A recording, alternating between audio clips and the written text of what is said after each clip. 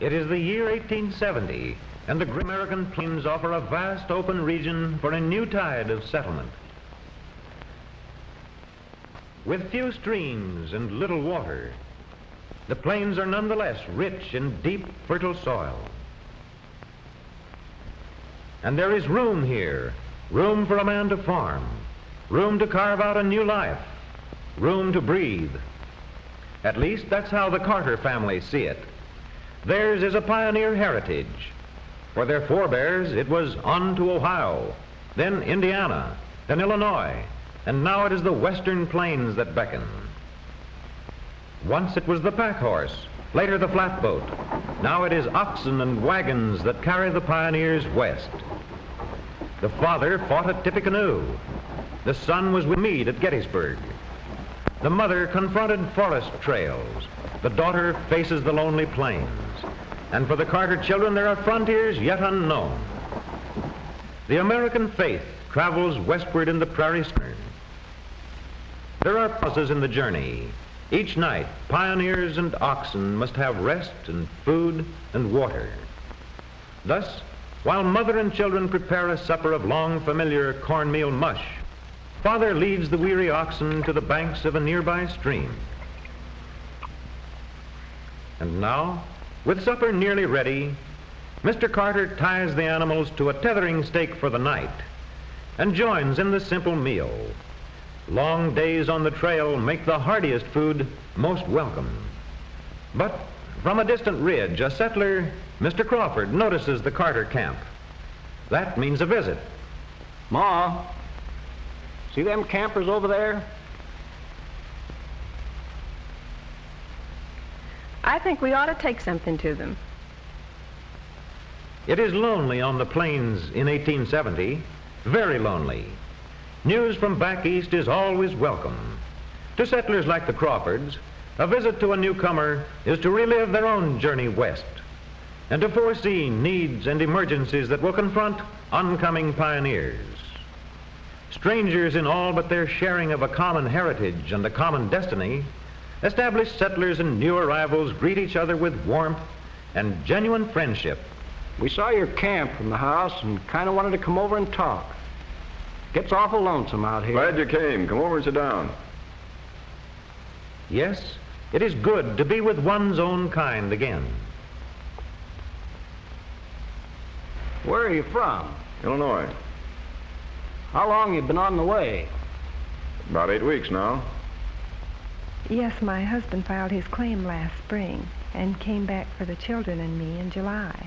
You'll find things very different out here. Yes, I imagine we will. So friendly talk goes on around the Carter campfire until, with the setting of the sun over the darkening prairie vastness, there comes a request for music. Music that erases the solitude of the plains.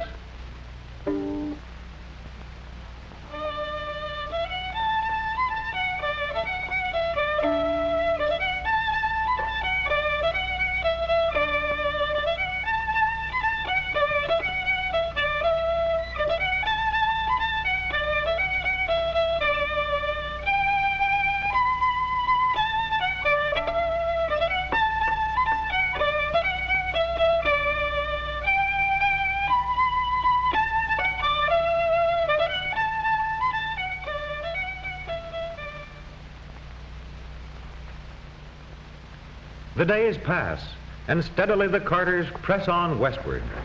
Only a little distance now to the claim, already coming into view. But new trials lie ahead. Cattlemen have long considered the plains their land for grazing their vast herds of cattle. Aiming to settle around here, mister? See that cornfield right over there? That's mine. This year's cattle land. It's no good for farming. Have you seen my crop of corn? No, but this is all ex-borrow grazing land. That's not what my claim stakes say. Well, partner, as the saying goes, I guess you'll just have to live and learn. Not very pleasant words to hear. But those who have faced repeated dangers and privations for their staunch pioneer faith are not easily shaken in their resolve. And now, finally, The long journey ends. After nearly 3 months, the Carters are on soil bounded by claim stakes driven last spring.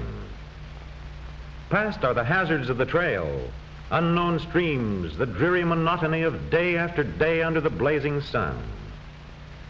They have come through all in safety. The soil is theirs. Ahead of them lies the life of pioneers. They will build their future here on the prairies by hard work, by unwavering courage, and the mutual helpfulness necessary to carve a living out of the virgin prairie. For their present home, they will use the small dugout built last spring by Carter during the planting and cultivation of the first crop of corn. That corn is now ripened and almost ready for the harvest. It is corn heavy with mature ears. A good first crop brings the reassurance that success may attend their new venture, that they may depend on a rich, friendly soil to sustain life. For their new home, the plowed sod of the fertile soil furnishes most of the material. Tough prairie sod, plowed and cut into lengths, will supply materials for walls and roof, materials that will make a substantial house. With sod laid carefully, a thick wall grows layer by layer, each section smooth before another is placed upon it. The pioneer spirit of helpfulness prevails. Mr. Lewis and his son are neighbors, experienced in sod house construction, and the walls grow upward to the ridgepole of cedar brought from a nearby canyon. Sod walls, smoothly trimmed, will shed rain well, will be less easily eroded by the wind. On the plains, lumber is precious. A few slabs brought from a distant sawmill form frames for windows and doors, and the luxury of more lumber as a roof foundation assures a minimum of leakage there.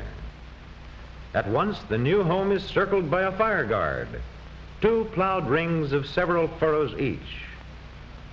Between these 2 plowed paths, Carter burns the grass and thus protects the house from the dreaded prairie fire by the gap formed by the blackened, barren area. Within the completed sod house, Mrs. Carter has set up housekeeping. Walls are plastered, shelves are decorated. The little round stove is the center of the household for cooking, and when winter comes, it will afford protection against howling blizzards. Fuel of any kind is at a premium. Only prairie grass, occasional twigs, aside from the ever-present buffalo chips. The collecting of these forms a considerable part of each day's routine for Irene and James. Again, at corn harvest, the Lewises offer that helpfulness and exchange of labor which on the frontier soon became a custom. Cooperation here is a necessity. Today, on his return from the purchase of a horse, Paul Carter has gained another acquaintance, a venerable circuit-riding minister, the Reverend Mr. Hanson, whose parish is broad and vaguely limited here on the windswept plains. The outposts of Western civilization are already rapidly being organized into a society as new settlers continue to arrive. In the prairie loneliness, the minister's visits will always be timely. I'll have dinner ready soon, and you'll be more than welcome.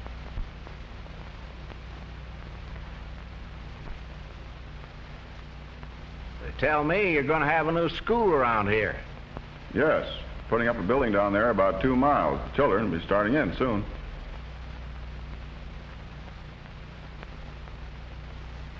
You know, they'll live to see a lot of changes in this section. Yes, I guess they will. But I don't think the land will ever change much. Not the prairies.